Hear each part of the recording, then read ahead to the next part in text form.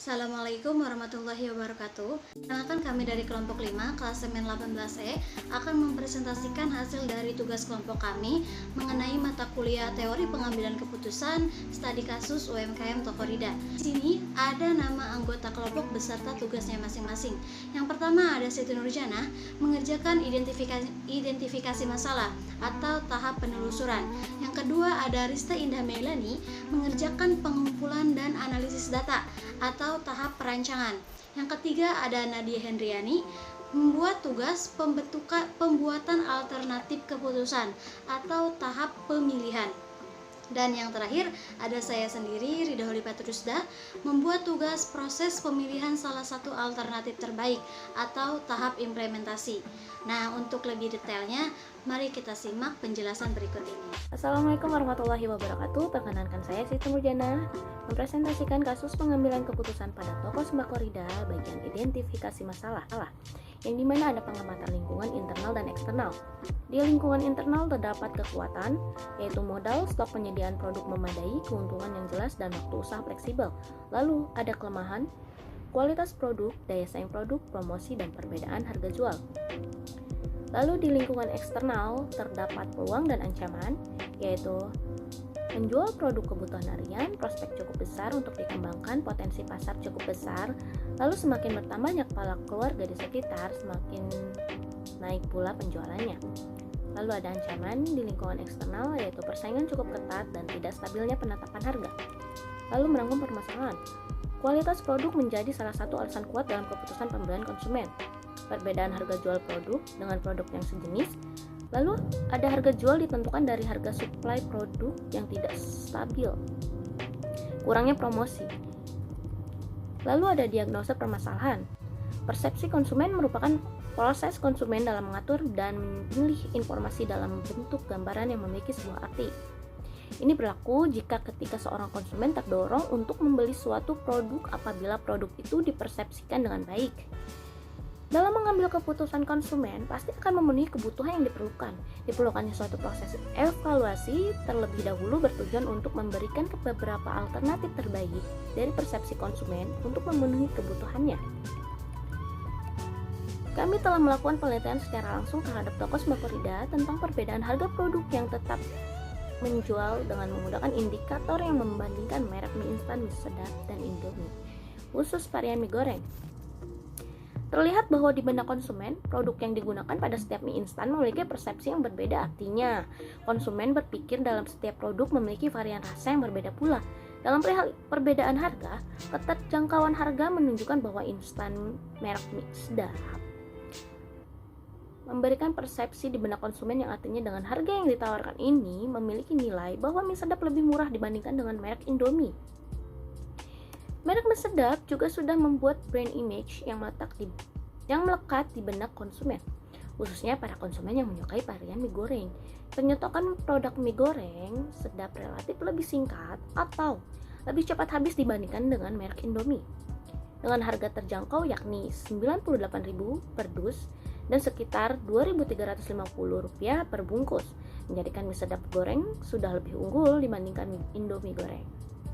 Namun, meski demikian, bukan berarti keberadaan Indomie goreng tersingkirkan, pemirsa. Indomie goreng yang terkenal lebih mahal, tetapi mempunyai cita rasa yang lebih enak. Justru dengan adanya Indomie goreng ini merupakan salah satu acuan setiap konsumen untuk membandingkan harga dan kualitas dari dua merek tersebut. Indomie goreng dibanderol dengan harga Rp99.500 per dus dan sekitar Rp2.500 per bungkus. Selanjutnya ada tahap perancangan atau desain.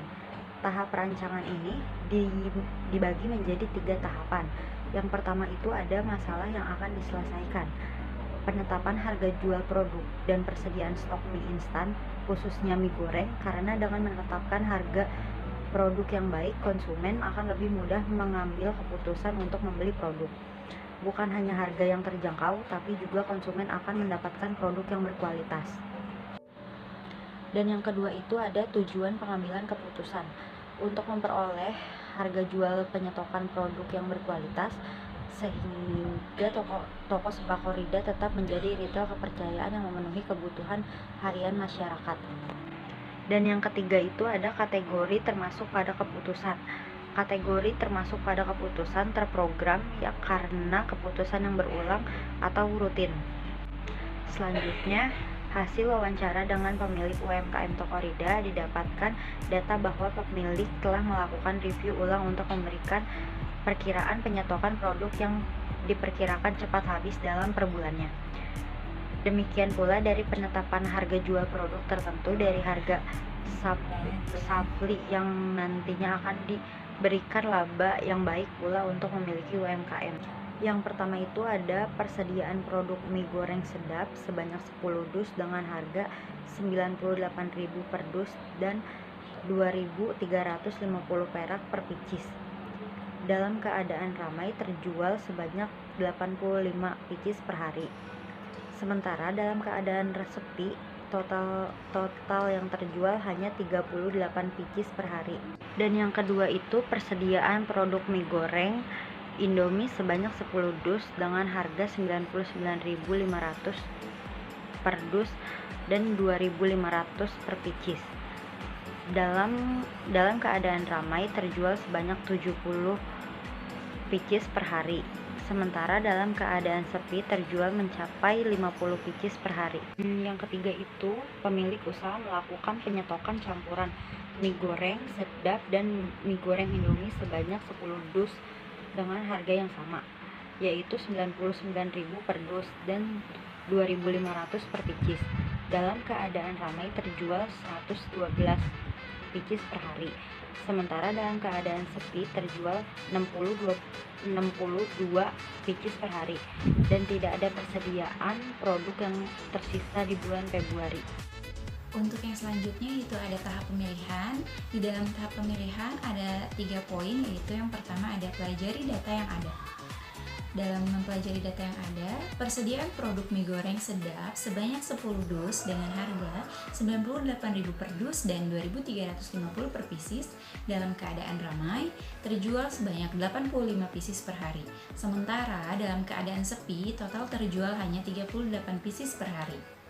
Terus ada juga persediaan produk mie goreng Indomie sebanyak 10 dus dengan harga 99.500 per dus dan 2.500 per picis. Dalam keadaan ramai terjual sebanyak 70 picis per hari, sementara dalam keadaan sepinya dapat terjual mencapai 50 picis per hari. Lalu, pemilik usaha melakukan penyetokan campuran mie goreng sedap dan Indomie sebanyak 10 dus dengan harga yang sama, yaitu 99.000 per dus dan 2.500 per picis. Dalam keadaan ramai terjual 112 picis per hari, sementara dalam keadaan sepi terjual 62 picis per hari dan tidak ada persediaan produk yang tersisa di bulan Februari. Lalu di poin yang kedua yaitu ada pelajari keterkaitan masalah dan tujuan. Penetapan harga jual yang tidak sesuai dan juga penyetokan produk yang minimal akan menyebabkan rendahnya volume penjualan dan menurunnya laba yang dihasilkan. Dan di poin yang terakhir yaitu ada alternatif untuk penetapan harga dan persediaan. Terdapat 3 alternatif untuk memperoleh penetapan harga produk dan persediaan produk, diantaranya adalah sebagai berikut. Yang pertama, menambah persediaan produk mie goreng sedap dengan harga awal. Dan yang kedua, yaitu ada mengurangi persediaan produk mie goreng Indomie. Dan untuk poin yang ketiga, yaitu ada menggabungkan persediaan produk mie goreng sedap dan Indomie dengan harga yang sama. Baik teman-teman, kita sekarang masuk ke dalam tahap implementasi. Dalam tahap implementasi ini ada 3 poin utama. Yang pertama, poin A, mempelajari kembali data yang dimiliki. Nah, kita sudah mempunyai 3 alternatif. Yang pertama, menambah persediaan stok mie goreng sedap. Yang kedua, mengurangi persediaan stok mie goreng Indomie. Yang ketiga, gabungan kedua merek dengan harga yang sama, masing-masing dalam kondisi ramai ataupun sepi. Dan yang kedua, pelajari keterkaitan antara data, masalah, dan tujuan. Masalahnya apa nih? Masalahnya penetapan harga jual produk dan persediaan stok mie instan, khususnya mie goreng. Terus tujuannya untuk memperoleh harga jual dan persediaan produk yang berkualitas. Tentunya ini akan menjadi kepercayaan masyarakat nantinya.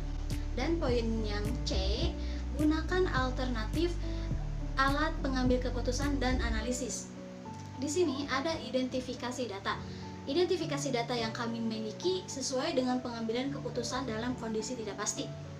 Kenapa dalam kondisi tidak pasti? Kami mempunyai alasan karena dalam data yang kami miliki atau kasus ini berkaitan dengan jumlah konsumen produk mie instan, ataupun ini tidak bisa diperkirakan banyak atau sedikitnya, tidak pasti pula produk mie instan ini setiap harinya itu akan habis berapa pieces. Nah, dalam pengambilan keputusan tidak pasti ini kami melakukan 5 analisis. Yang pertama ada kriteria maximax, yang kedua ada kriteria minimax, yang ketiga ada kriteria maximin, yang keempat ada kriteria Laplace, dan yang terakhir ada kriteria regret. Baik, kita masuk ke kriteria yang pertama, yaitu kriteria maximax. Dalam kriteria ini mengambil hasil terbesar dari alternatif yang memberikan hasil maksimal. Berikut datanya. Untuk alternatif menambah dan mengurangi itu pakai harga awal, sedangkan gabungan kedua merek itu pakai harga yang sama. Nah, kesimpulan yang dapat kami ambil dari kriteria maksimal ini adalah alternatif gabungan kedua merek dengan harga yang sama terjual sebanyak 112 pieces per hari. Karena jika digabungkan keduanya itu dapat meningkatkan penjualan, meningkatkan persediaan stok baru, dan ini artinya meningkatkan pula penghasilan yang dimiliki oleh UMKM. Yang kedua ada kriteria minimax. Ini diambil dari hasil nilai terendah yang paling besar dari semua alternatif. Berikut datanya. Kesimpulan yang bisa diambil dari kriteria ini yaitu alternatif menambah persediaan stok mie goreng sedap. Karena dengan menambah persediaan, pemilik usaha tidak takut untuk kekurangan stok, dan ini artinya kebutuhan konsumen terpenuhi. Yang ketiga ada kriteria maksimin. Ini diambil dari hasil nilai terendah yang paling besar dari semua alternatif. Berikut datanya. Kesimpulan yang diambil dari kriteria ini yaitu alternatif gabungan kedua merek dengan harga yang sama sebanyak 62 pieces terjual dalam sehari. Kriteria yang keempat ada Laplace. Ini menganggap bahwa semua alternatif keputusan memiliki peluang yang sama atau bisa saja berulang. Berikut datanya. Nah, dari ketiga alternatif di atas, maka probabilitas untuk setiap alternatif adalah 1/3. Berikut perhitungannya. Nah, dari perhitungan di atas diperoleh nilai terbesar dari alternatif gabungan kedua merek produk mie instan dengan harga yang sama, yaitu 57,4. Artinya, gabungan kedua merek ini memiliki peluang yang cukup tinggi tentunya. Kriteria yang terakhir ada minimax regret. Ini mengambil untuk menghindari penyesalan yang akan timbul setelah memilih keputusan yang meminimumkan penyesalan dan menghindari kekecewaan terbesar. Berikut datanya. Dalam kriteria ini, kami kelompok 5 memilih alternatif dengan menambah persediaan stok mie goreng sedap dengan harga awal. Dengan hasil jika dalam kondisi sepi sebanyak 24 pieces per hari terjualnya. Nah, dari 5 kriteria tadi, kami kelompok 5 menyimpulkan analisis pengambilan keputusan mengenai penetapan harga produk serta persediaan stoknya, bahwa alternatif keputusan yang kami ambil untuk loyalitas UMKM Toko Sembako Rida adalah dengan menggabungkan persediaan stok kedua merek produk mie instan dengan harga jual yang sama, yaitu 99.000 per dus atau 2.500 per pieces. Baik teman-teman, cukup sekian materi yang dapat kami presentasikan. Kurang lebihnya mohon dimaafkan. Semoga bermanfaat. Wassalamualaikum warahmatullahi wabarakatuh.